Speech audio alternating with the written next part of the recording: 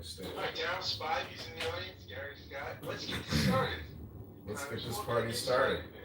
Let's give it 3 more minutes. Time to get some people. And we'll allow people if they want to, come on stage and ask questions. Are you open to that? You happen to get any questions from the audience? Yeah, of course. Congressman Kitover, candidate Congressman Kitover. Hi, Scott. It's great to have you here in this forum on Clubhouse. Scott Jones. I feel like, every good interview or every good conversation, people should introduce themselves first. So do you want to go first or do you want me to go first? You know what? I'll go first and then I'll introduce you. I'm Scott Jones, citizen podcaster and resident of Philadelphia. And I'm a Clubhouse regular. And I got to know you. Wait, this room's not on replay, Scott. Why isn't this room on replay? Oh wait, how do I put replays on? You're going to have to create a room in a house, not a public room. I can record this. Well, you can record it on YouTube, right? I know, but this is for Clubhouse posterity. I like to have a public. I don't like to have it. You don't want to permanently record. You're afraid of being associated, I can see. But look at, you got all these rooms, the Brain Trust, Atheism, Casa de Appel. Why don't you let me reopen the room in candidate Congressman's, because I want to record this so I can publish it, but I have to do that in a house, in my house. Let me do it in the candidate John house. Okay, because I can record it on Club Deck. No, I want it recorded in Clubhouse so people in Clubhouse can listen to it so they can shit their pants. All right, you open the room and ping me in. All right, guys, I'll ping you in there. Okay, sounds good.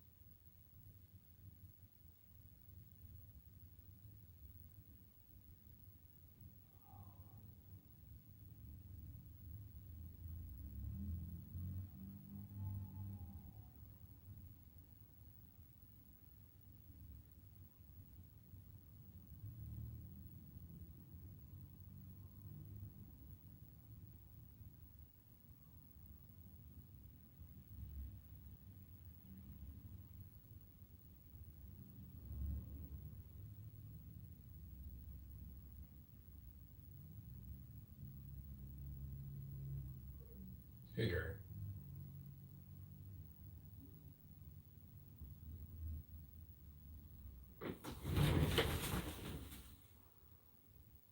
Hello, how you doing? Can you hear me now?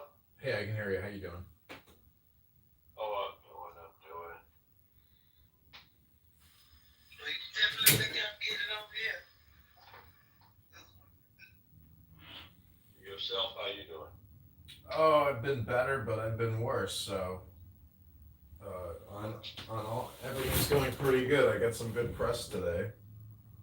All right, good to go. Where did you get that press from? The NPR network, a local college called Illinois State. Awesome. So how are you doing? Now I've been in the room several times listening to you, and so how are things going for you? It could be better. I need to get more signatures as soon as possible. So this week I got to really get on the road, and I'm asking Scott here to help me do these interviews or an interview so I can maybe hopefully fundraise a couple of shekels off of the interview. Okay, understood. Can you mod me up here, buddy? Yeah, one sec.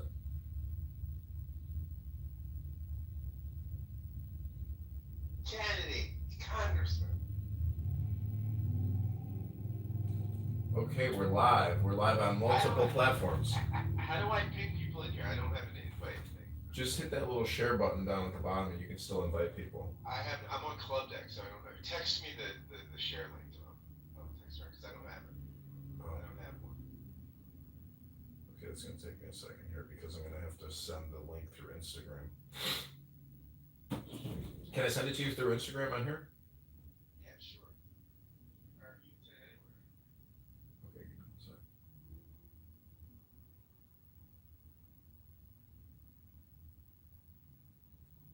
Scott Jones. Scott Jones. Candidate Congressman John Kitover. Let's get ready to rumble. That's the way to do it. Candidate Congressman. So this is a room that I asked Scott to create so we could do an interview and maybe do some fundraising for the campaign now that Mojo has left the scene and is nowhere to be seen on Clown House. But nonetheless, here we are, and I thank you for doing this, Scott. You've been a good friend, and you're a nice person, and you're always there when I call you. And I pray for your health, your wealth, and your success. And I think you're a talented interviewer, and the fact that you actually read the people's books and pull out, important information from it and discuss it with them. They love the press, they love the publicity, and now you're doing it for me, and I thank you. Well, I'm thrilled. I'm thrilled to be here with you. I think you're one of the. You've been called in many contexts the Andy Kaufman of Clubhouse. I think that's very apropos. I think what you are, John, to me, is a performance artist on this app. I think you really utilize the app and bring many people a lot of entertainment. Although many people, you bring many people consternation and frustration. But I think that they're some people. I find your antics, I find your shtick, I find your whole vibe, quite interesting.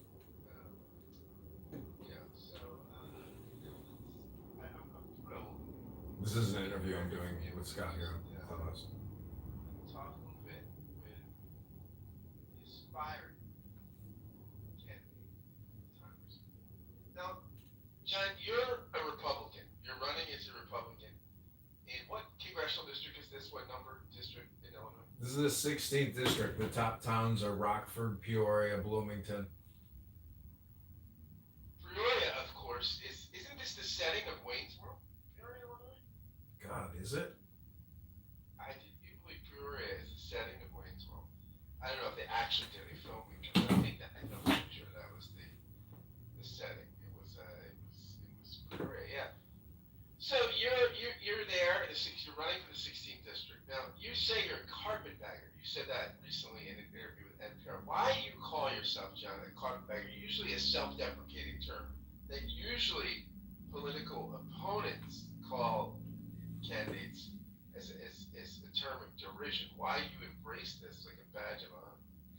Well, I wanted to get out in front of being called a carpetbagger, and he actually, if you listen to the interview, he didn't really quote me, fully. So, but I don't live in the district, and that's the first question everybody asks you. Well, you don't live in the district. Why are you running for Congress? And so this was just a way for me to bring up the issue, in the interview. Jane is here. Welcome, Jane. We're doing an interview here. Scott has agreed and has graciously given his time to do a little interview with me. Thank you, Jane. Jane is a campaign contributor. And Jane, I don't have your, maybe I have your cell phone number because you donated, but Scott can text you the link to the press that I got today on WGL, a local NPR radio in Normal, Illinois, Bloomington, Illinois. Well, John, you're a conservative Republican, and NPR is often maligned as having a liberal bias. Do you think you were treated fairly by this NPR affiliate? How were you treated? Do you feel like the coverage was biased? Do you feel like, or do you feel like this was responsible journalism? I think they did a pretty good job, and like I've read the article. I need to reread the article again, and I also want to listen to their audio. But I asked them if I can live stream myself in their little audio booth, and he said nobody's ever asked that. Let me go ask. He comes back. He says no, they don't want you to live stream the interview. He said, but you can record the audio to make sure that we don't screw with the audio at all. So I feel like it was pretty fair. And you've debated who's your opponent again? His name is LaHood, right? Is it Darren LaHood? Darren LaHood, the Hood rat. His father was in the Obama administration, correct? That's correct. And so his father then, I'm assuming, was a Democrat. How is Darren LaHood a Republican? What do you know how he became a Republican? What was the sort of journey that led him? I assume at one point he was a Democrat because his father was Secretary of Transportation or something, but I could be wrong. Well, as I said in the interview, he's a rhino, which is Republican in name only. And that's exactly what he is. Just like, his father's a Democrat, I said that he doesn't fall far from the tree. So that's the way I view it. I mean, anybody who's not fiscally conservative, they're not really a Republican, and they're certainly not a libertarian. So that's my opinion about really which team you're on, whether you're an elephant or a donkey. I think it comes down to how much money you're willing to borrow and spend on behalf of your constituents and all Americans. And Darren LaHood is spending $2 trillion more by voting yay on HR acts. And it's really more than, our deficit is really more than $2 trillion a year. It's really approaching like 2.2, 2.3 trillion a year, if not even more. Probably 2.5 trillion a year. But John, most of the Republicans, they don't understand money like you do or I do. They really don't. They're kind of like, I think they vote conservative because the Democrats are just so bad. I mean, there's not one good Democrat. If you have a question, please, I'm willing to give you a question to take a break and take a question from the audience. But until then, I'm just going to do a little bit of interviewing first, okay? Okay, I'll drop down. And then we'll open it up to the crowd. Thank you. I appreciate your commentary. John, what are your thoughts? You're a fiscal conservative. You're somebody that is running to get the deficit under control, to get the I'm going to move Gary down. So Gary, you can come back up if you have a question. I'm just going to keep us keep the stage a little tight here. You're a fiscal conservative. You, the Andy Kaufman of Clubhouse, that you can call. You're a fiscal conservative. While you do a lot of clowning around this app, you take the deficit quite seriously. What are your thoughts on the big, beautiful bill? How do you feel about the big, beautiful bill? Would you have voted for it if you had been in Congress representing the 16th district of Illinois? I would have voted no, just like Thomas Massey, because I did a correlation using Grok AI, looking at open secrets and looking at all the HR acts. So the query is, can you correlate all of Darren LaHood's donors with all of his HR acts? And if you look at what the big beautiful bill is, it's a huge tax credit for the Fortune 500. The top 5 recipients are literally Apple. Apple's number 1. It gets the biggest tax credit. So my reasoning is, how are we all going to work 5 days a week to pay Apple's taxes? Explain that to me, Scott. How are we going to work every day of the week to pay taxes for Microsoft, for Google, for Verizon, Comcast, Pfizer, Moderna, J&J? No, let these Fortune 500 corporations pay their taxes. We're not going to work and paying the taxes for them through our income taxes. by giving us debt and borrowing by giving them tax credits. So it's to me, it's a scam. It's infuriating. It's hypocritical. It's dishonest into the bargain, into the compact. And all Americans should be enraged by this. That this Congress and President Trump has given all $500 billion. I think it's over like 4 years, 10 years. I can't remember the numbers. I did a lot of research in Grok, and I need to pull it all. But that's my feeling, Scott. Now, interestingly, Donald Trump in the last election won voters who made under $55,000 a year. Now that Republicans generally don't win them at the presidential level, especially. This is something. No, he didn't win them by a lot, but he did win them. Now he's signed a bill that cuts Medicaid and food stamps. Now, Medicaid and food stamps are not a huge part of the federal budget. I realize you're a fiscal conservative. Do you think we could make headway on the deficit and leave Medicaid and food stamps in place, not cut them? Are there other places we could cut that didn't hurt the working poor? We have to cut Medicare, Medicaid. That money doesn't go to we the people. Food stamps, that comes to we the people. But your Medicare, Medicaid is going to Cardinal Health, to Blue Cross Blue Shield, to Pfizer, to Moderna, to J&J, to Big Pharma, to big health chains. That's corporate profit. So there's a big difference there between people going to the grocery store to buy food versus going to the hospital so the government can pay for their services. The average Medicare, Medicaid recipient is costing the government about $15,000 to $20,000 a year. I would be willing to bet that a lot of those people would rather have a $20,000 check than even getting Medicare, Medicaid. But let's be honest, a lot of the medical services and the providers don't give you what it's worth for your actual health. So the cost benefits analysis or the return on investment from that $4 trillion a year just is not there. It's mostly corporate profit making. And the real services, as you know, the denial of coverage for many procedures is rampant. So let's be honest, let's call it out and say they're ripping us off. But John, I mean, what do you do? Look, if somebody doesn't have health insurance on Medicaid, let's say you give them $15,000 or something, but one car accident, right, could take away that $15,000, right? I mean, without health insurance, I mean, do you know how many people went bankrupt last year for medical expenses in Canada? Listen, bankruptcy can come in many different forms, not just because you have a medical emergency. Zero around medical expenses. And the number one cause of bankruptcy in this country is medical expenses.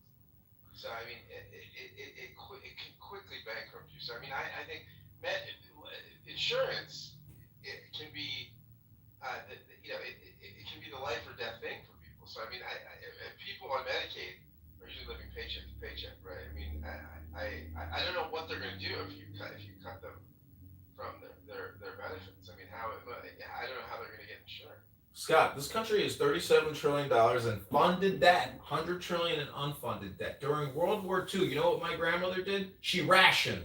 And I asked her, what was it like after we won the greatest war of the world? She said, the government didn't give me anything. So the point is, my mantra in my campaign is stop borrowing, stop spending. Scott, are you of the belief that our economic model allows us to just continually to borrow and spend money that we don't take in at 37 trillion? Do you think that that is capitalism, or are we approaching some other type of economic model in the world? Well, look, I think what we need to do is get something responsible that can be done, right? Is get the deficit in a responsible percentage of GDP, right? I mean, I don't think. Well, what is it? 50%, 150%? What's responsible debt to GDP to you? Probably somewhere, depending on the urgency of the issues, probably somewhere between 20 to 40%. I think for a country that prints its own money and has a currency that's a standard trading currency, I think we could probably run smaller deficits and not.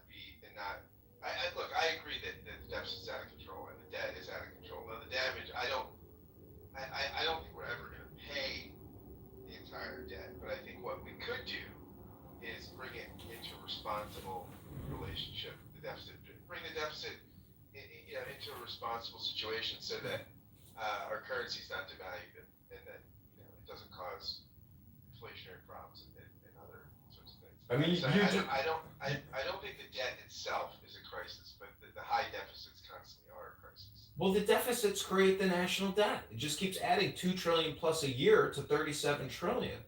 So if you want a 20% debt to GDP, run those numbers and you'll be shocked at how much we're going to have to cut. You could kiss Medicare and Medicaid John, goodbye. how are you going to get us there? If you're going to balance the budget, tell us where will you make the most significant? We are in a terrifying financial situation. Look at it this way. If we're spending 2 trillion a year that we don't collect because we're only collecting 5 trillion, but we're spending 7 trillion. If we were to cut Medicare, Medicaid by, let's say, 1.5 trillion and the National Defense Authorization Act at 500 billion, that's 2 trillion right there. That's what we borrow every year that we spend that we don't have. That brings us back to baseline. But we're spending $1 trillion a year on interest on a $37 trillion mortgage. So if we just keep kicking this can down the road, it will end up becoming totally unsustainable, completely run away. That's hyperinflationary. So if you want your milk to go from $1.99 at your local grocery store to $10 and live in that type of society where people all of a sudden have absolutely no excess income to spend it on anything because they're just trying to survive, that is what we will live in. That's what society will be like. It will be extremely harsh. There will be no forgiveness for the crimes and the fraud and the waste and abuse that we have been doing because inflation will catch up to us eventually. I don't know when, but in 2050. So you're saying you would cut from defense. You just said you would cut how much? 500 billion. We can defend this nation with $500 billion a year. I believe it. We don't need to spend $1 trillion a year defending ourselves. 500 billion is substantial to create a lethal military force that will protect us and keep us safe. Okay, so that's fine. So now, how much do we have to get? We got to get $1.5 trillion more out of the budget. Where are you going to get that? Medicare, Medicaid. We're spending $4 trillion a year there. We can do it at 2.5 trillion a year. We can keep our society healthy and safe, but the major corporations aren't going to make the profits they're going to make. And guess what? That's going to impact retirees' portfolios. The whole system is connected. If Pfizer, Moderna, J&J, and 100 other big healthcare corporations suffer the loss of $1.5 trillion a year from our national budget and they're forced to go to the market to make up that profit, those stocks are going to crater. They could drop 80%. So the point is we have to optimize now to prevent bigger cataclysmic crashes in the future. The Federal Reserve and Congress is artificially inflating this economy by 40% a year. Almost half of our economy is from borrowed money, not money we take in from income taxes or corporate taxes or what the Treasury brings in. So we are in a major fiscal crisis now. And Chairman Powell made a Freudian slip on TV just a couple weeks ago. He said the crisis is now, it's not in the future. Then he corrected himself. Actually, the crisis is in the future, it's not now. So I'm telling you, we're already there. It's 2025. In 2001, when we kicked off World War III, aka 9/11, and invaded 6 countries and deployed hundreds of thousands of soldiers all around the world to fight terrorists, that's when our borrowing and spending started kicking off like a heroin addict or an alcoholic who just can't kick the habit. And we haven't stopped. I'm running for Congress to stop the heroin addict in Congress and the alcoholics who keep borrowing and spending. These people are not rational. They're not rationing. We have to start rationing. And if we don't have this type of attitude, we're lying to ourselves and we're hypocrites. I think you've got a supporter here in Mrs. Lopez Aguirre. She's down in the chat. She's loving what she's hearing. John, you think you could cut $1.5 trillion from healthcare spending and not have adverse outcomes on American health? Which is already, I mean, you keep pointing us towards we the people and our health. I'm pointing you back to the corporations that are making hundreds of billions of dollars a year off of that Medicare, Medicaid slush fund. It's not about our health, Scott. It's about the profits of these corporations. Get real, man. Wake up. So you're saying that if you cut this $1.5 trillion, you're thinking it's all just going to go to the corporations. Are any seniors or any people on Medicaid going to see real services cut when you cut cut this money. They're already seeing services cut. They're already seeing services denial at United Healthcare. They're already getting shafted. Start shafting the corporations that are shafting us. They're ripping us off, Scott. All right, so there you go. You've heard it here, folks. Candidate Congressman Kitover would cut $500 billion for defense, which is aggressive, and I think probably could be done, and $1.5 trillion from healthcare spending, which I don't know if that can be done without adversely affecting outcomes, but maybe it can. I mean, candidate Congressman Kitover, how do you feel right now about the ICE detention rates? What do you feel about masked ICE ICE officers on the streets? Is that, I mean, some people find this to be fascistic. I mean, are you comfortable with these tactics to deal with undocumented workers?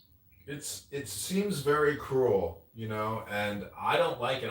Originally I thought maybe we should grant amnesty to every non-criminal illegal alien in this country, seal the border, get them in the system, because we need their tax revenue. We need them having a social security number. But if you do a cost benefits analysis and you see if you just give people a social security number, they're actually probably a net negative on the system.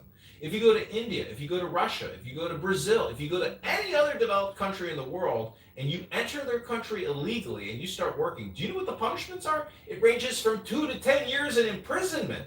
So the liberal industrial complex in this country, or just Americans in general, have let this go under the radar for far too long. We're completely inundated with a lot of vagrant aliens. I can go to my grocery store right now and there's people begging outside the grocery store. They're everywhere in Chicago, and they're going to get picked up. You would be open to amnesty. You would be open to sealing the border, but getting people here that are working amnesty to let them sort of integrate into the system. That's what I originally believed, but when I looked up the punishments in foreign countries for illegal invaders who try to set up shop and go to work in those countries, it's huge prison sentences. So they really want to deter migrants from coming into their country.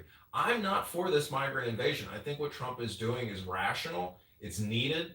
And as you know, under the Biden administration, they let hundreds of thousands and millions of people flood into this country illegally with no documentation, let alone we're all being told to mask up and vax. Meanwhile, BLM is rampaging through the streets unvaxxed, and illegal aliens are pouring into the country unvaxxed. So we're getting fucked in this country. Our government hates us. And I'm going to put a stop to it by accurately describing the situation. Now, you may not agree with me, but it is my opinion that I'm accurately describing the way that we're getting fucked as Americans.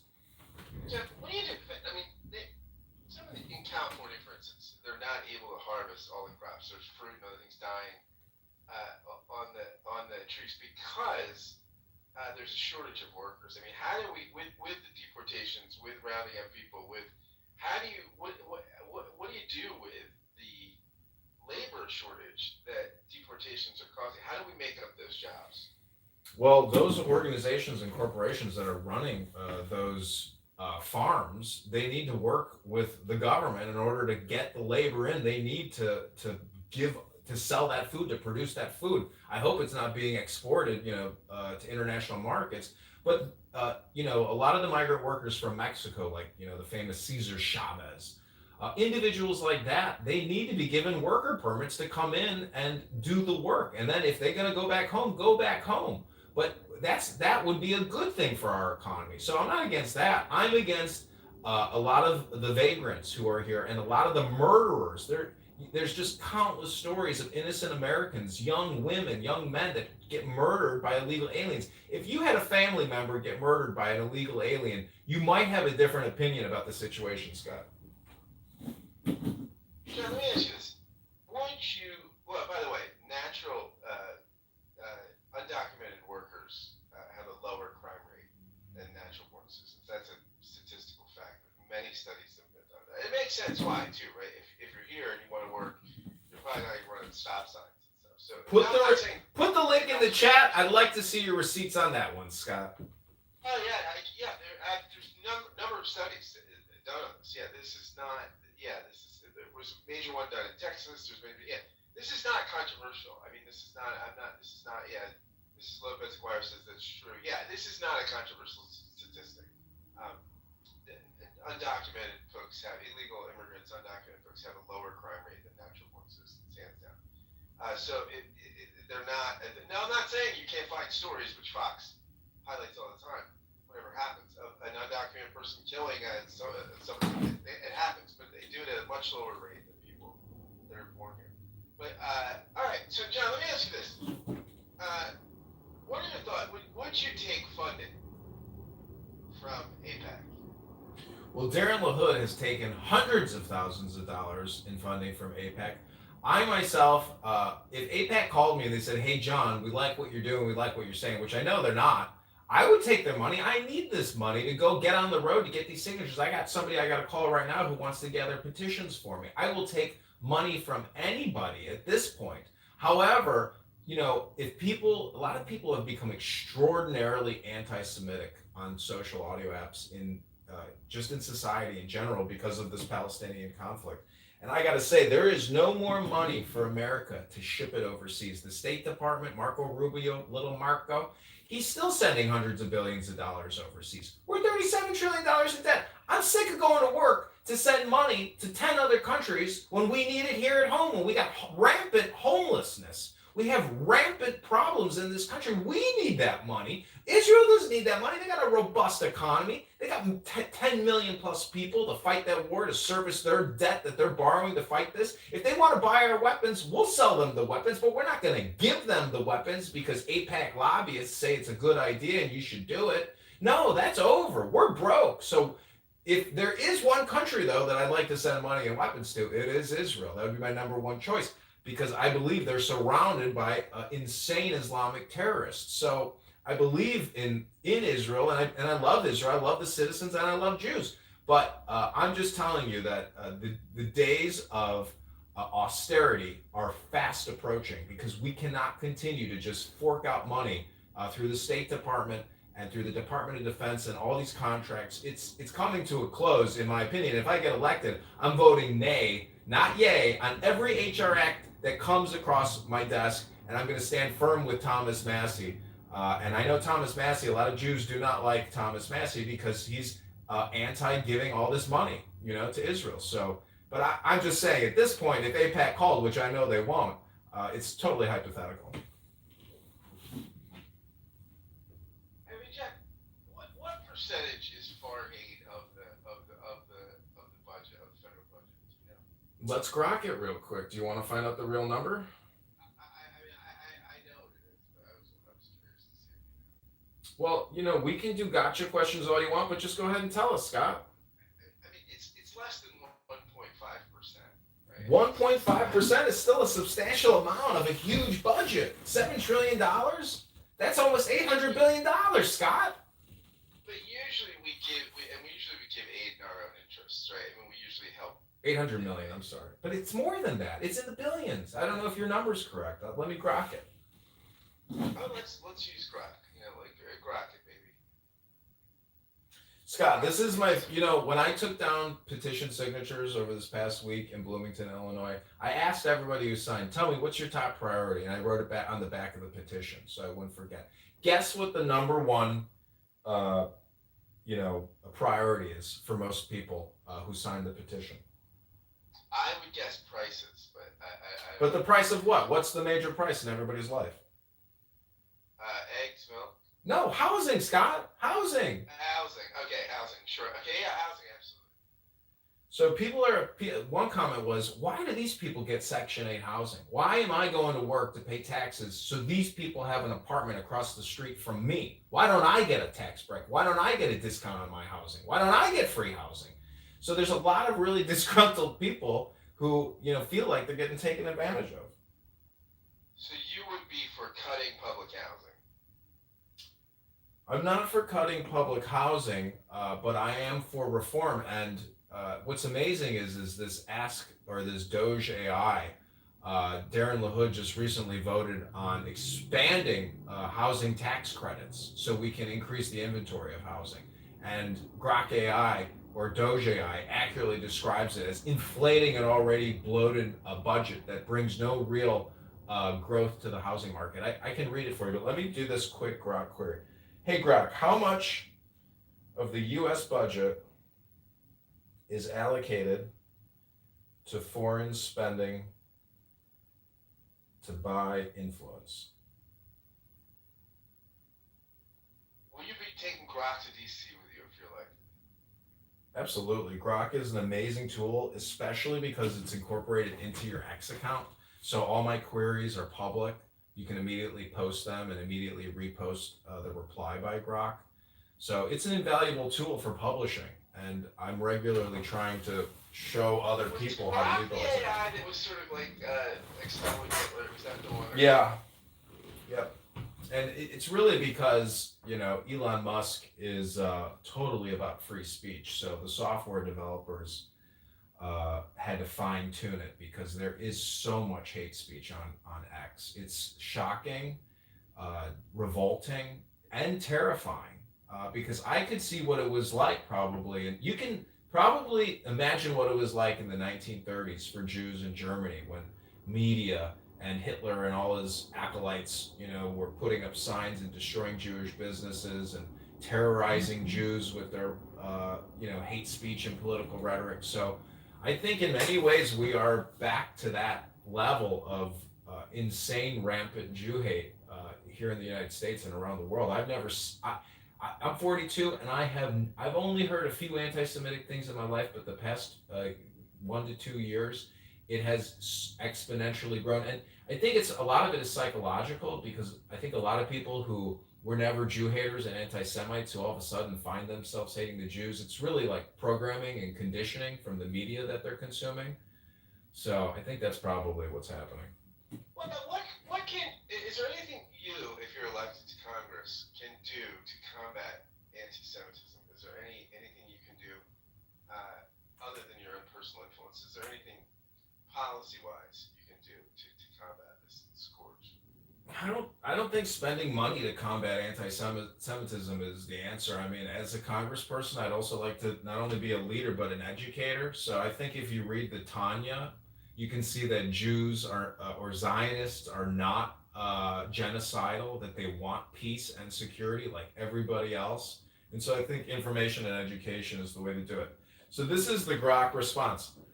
U.S. foreign aid, often aimed at diplomacy and alliances, is about 1% of the federal budget. For full year 2025, enacted proposed international affairs spending is around 60 to 70 billion out of 6 trillion total, per sources like Pew and Congress. So if we're $37 trillion in debt and we're still spending $70 billion a year on foreign influencing, do you think that's fair for we the Americans, we the people, to continue to go to work, to pay our property taxes, income taxes, so your government can fork out $70 billion a year to international special interests? Well, I think a lot of that foreign aid, right, is used. It's not just charity, right? It's strategically used for things that we want. Peddling influence, bribery, you might call it. Well, there's quid pro quo. We want certain countries to do certain things that benefit American interests, maybe have more liberal-leaning, liberal in the small L sense, liberal democratic values, or being amenable to American businesses or other things.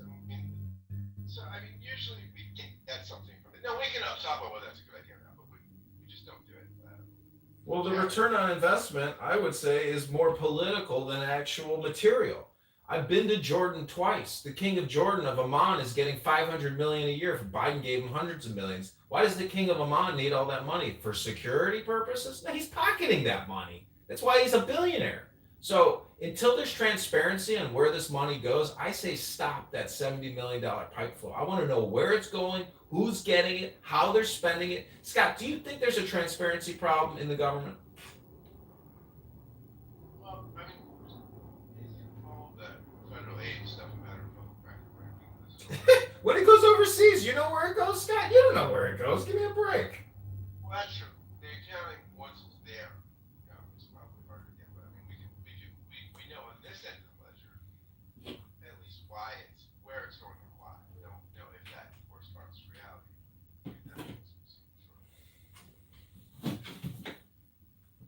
Kitover, right now, have you debated Mr. Lloyd yet? No, we have not, but I would love for you to set up a debate between the Democrat candidates and myself, and even the other Republican candidate, who seems like an amazing man who's fighting the system. He's in that article. They mention him. He's got multiple kids. He's just trying to stay alive. I hope him and his kids are out there getting petition signatures. And it's the regular everyday working people in this country that have no future. They're getting sold out. The rug is being pulled out underneath them every single year, year after year. And if you don't comply with this system, if you don't file your taxes and pay your actual amounts, you could go to jail for that. So I've never seen a congressperson or senator. Very rarely do they ever get arrested, for malfeasance and fraud. But they're there. I mean, there are congresspeople and senators. Just recently, Senator Menendez, he went to jail for taking bribes. So My home state, yeah, New Jersey, Menendez. Major corruption problem. John, let me ask you this: you get to Congress if you're elected. What's the first bill you will propose? What's your first? So I had Grok. One priority. What's amazing is I used Grok to write my first bill. It's called Defunding the Big Beautiful Bill. So it's amazing what Grok can do. What are the highlights of this bill? I'd have to pull it, but it's basically rescission on the Big Beautiful Bill, because the Big Beautiful Bill hasn't actually been carried out yet. We're still just so early into the season, but October 1st is the first year of the federal budget, so it's coming, and they're gonna these corporations are gonna get away with making record high profits. Apple is making more money than it's ever made in its corporate history, and it's gonna pay no taxes, because you and I are gonna go to work to foot the bill for Apple. And we're going to get further plunged into debt because of Apple, because of Microsoft, because of Boeing, because of Northrop Grumman, because of the Fortune 500. They got a sweetheart deal and have tens of thousands of lobbyists to make sure that Congress every year off of K Street does what they tell them to do. And they're just pulling the rug over us again. It's a scam. It's a fraud. It's not a fair compact or bargain. We are being cheated day to day, year to year. Enough is enough. Normal Americans have to wake up and accurately diagnose this disease, which is pervasive. It's borrowing and spending. Let's just spend $5 trillion a year for just a couple of years. We don't need to spend that extra $2.5 trillion and give it away and load us up on debt and taxes. It's totally unfair, Scott. I'm sick of it at 42 years old. These baby boomers have pull the carpet over our eyes. They're deceiving us, and the media is complicit. John, how do you plan to influence? I mean, look, I find your position very compelling. I think this kind of fiscal responsibility would be something that would be admirable, and I think would be salutary for the good of the country. But I mean, how do you do it? I mean, the Republican Party is not exactly a fiscally disciplined party. How do you change the culture of the Republican Party, of the House, the Republican caucus? Because right now we have a big spender in the White House, and we have folks in Congress, Republicans, tend to be sympathetic with the deficit running approach. How do you change the culture? Well, I've been in many organizations in my life. I've worked in the U.S. Army. I've worked at Google. I've worked at Microsoft. I've worked at the Treasury, at the IRS, the source of many Americans' problems. And from a cultural perspective, all those organizations were different, but the one universal quality is selfless kindness. Truth, transparency, being authentic. That was what somebody told me at an ad tech job. I worked at a large advertising network, and he said, "John, you don't have to worry about a thing. Just be authentic." And I was like, "You're right. If you're authentic, everything is gravy. It's all going to work out. There's no misinformation or disinformation." So it's really my attitude and my desire to be fully transparent and create a network of other Republicans or Democrats who also recognize that this fiscal crisis is anti-American. And patriots, regardless of which party you're on, it deals with your character. So my mother is maybe the cheapest woman you've ever met. I hope everybody in Congress has the Protestant cheap ethic that my mother has, because they're cheating us, Scott. I don't want to go to work to give out $70 billion a year to all these foreign countries. It's a ripoff. This isn't how America was set up. Unfortunately, because of Congress and the Federal Reserve, we have created this insane debt bubble, and they're just going to keep kicking the can. And I am here to crush Darren LaHood's can kicking and restore justice and fiscal responsibility for the American people. A balanced budget act will also be my second act that I introduce into Congress. So it's defunding the big beautiful bill and establishing and introducing a balanced budget act for every American. John, you're collecting signatures right now to get on the ballot. How many signatures do you require to get on the ballot? How many do you have so far? It's around 700 confirmed signatures. Right now we have about 100, and I've got about 45 days left. I think October 27th is a good cutoff date, but we have to submit by early November. And it's totally doable. You know, one of the greatest places I found to get signatures is at football games at the tailgates, where there's a parking lot full of thousands of people. That is a place where in one day or 2 days or just a couple of those, we will get the signatures we need.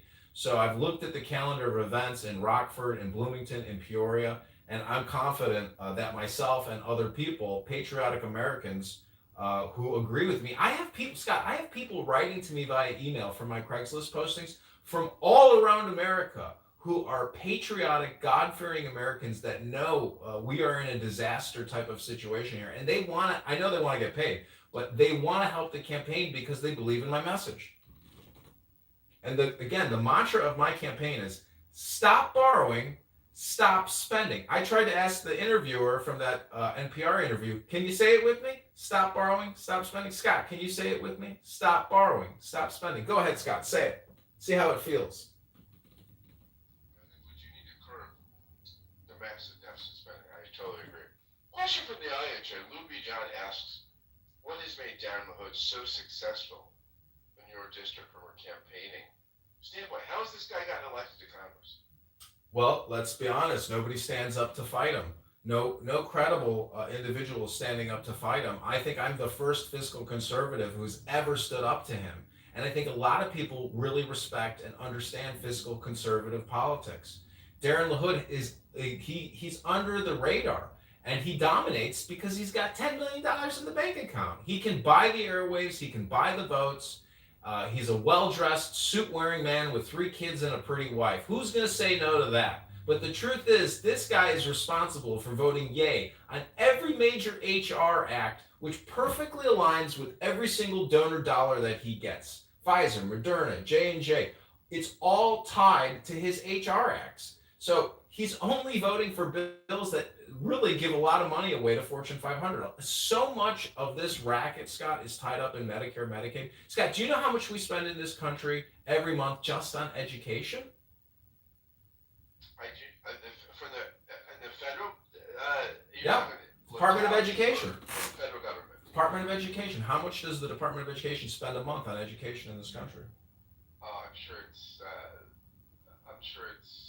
over $100 million a month.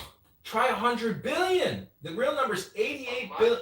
88 billion a month.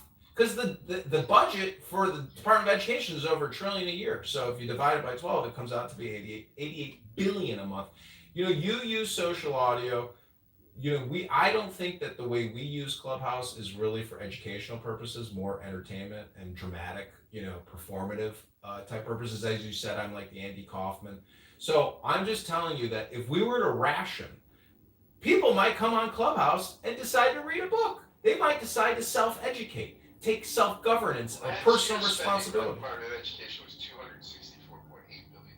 264 point. Well, my Grok numbers might have been off, but thanks for the correction, man. That sounded a little high. Well, this is interesting. So you are going to take the sort of classic Ron Paul approach to Congress. You're going to be Dr. Now. Is that fair to say? Dr. Now is a good name because the now is all important. And back in 2011, I was a big campaign contributor to Ron Paul. I've got a great photo with him. I got to shake his hand because I'm a veteran, and I gave over $600 to his campaign. I told him I would do whatever I could do for you, Mr. Paul. And he just kind of smirked. He said, thank you. And his message was right on the money. He was absolutely right when he was in those debates. We are bankrupt. And that was his going away message to Congress is, You're lying, you're kicking the can. This is deceptive, this is fraudulent, this is anti-American, this is anti-constitutional in a way. So, I would say definitely, I am from the Ron Paul Liberty University.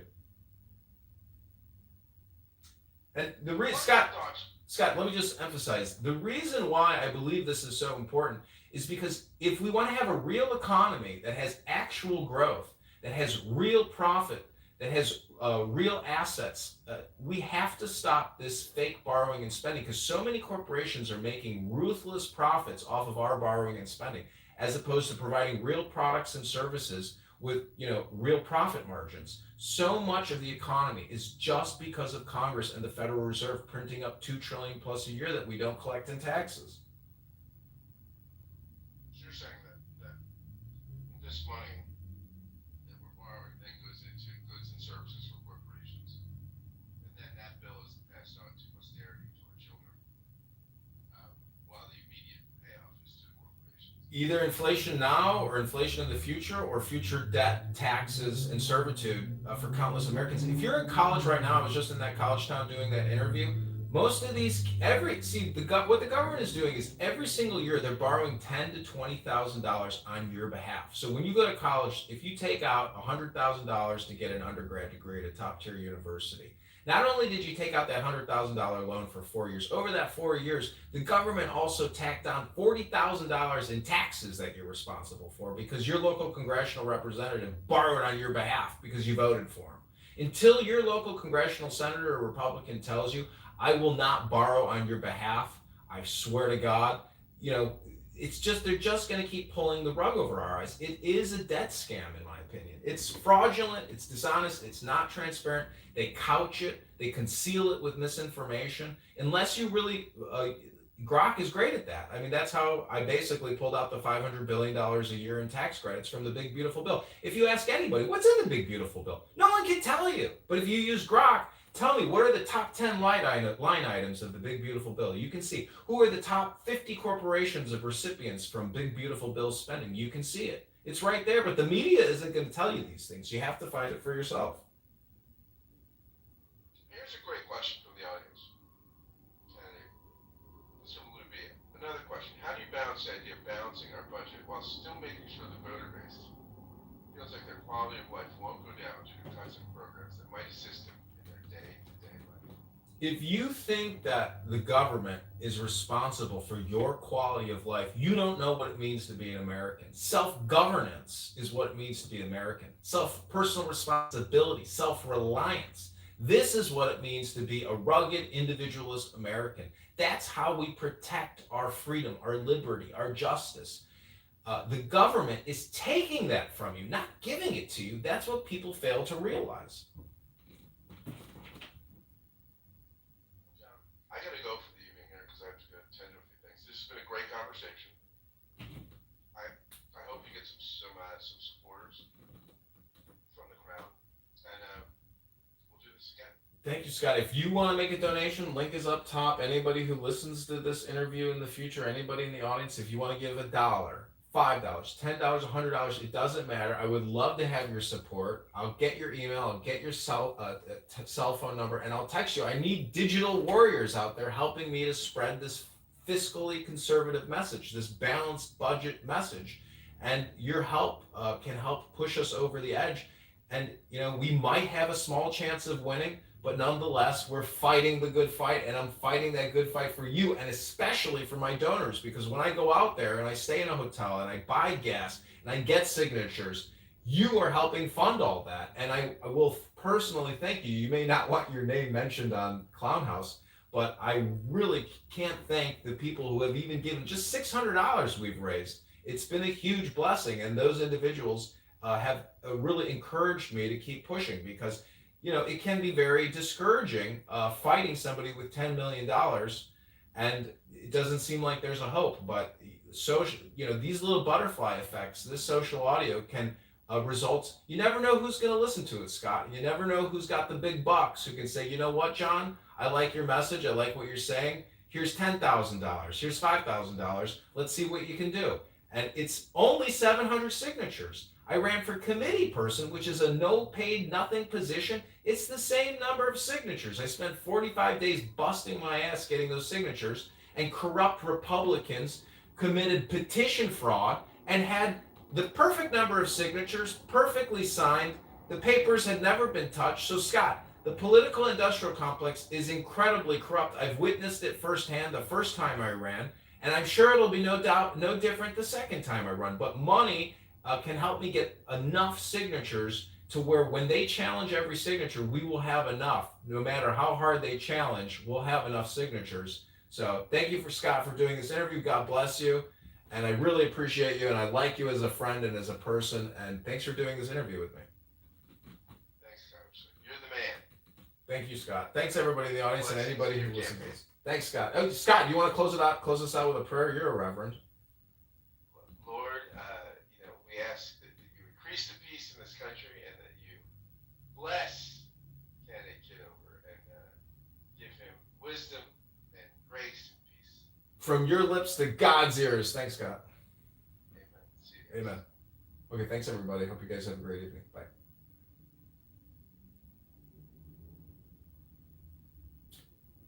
I'm going to share this on X. If anybody here on X has X, follow me. It's John Kitover IL. This is a great interview with Scott. I really appreciate everybody for being here and listening. Baby, big la. Have a great evening. Take care. Bye.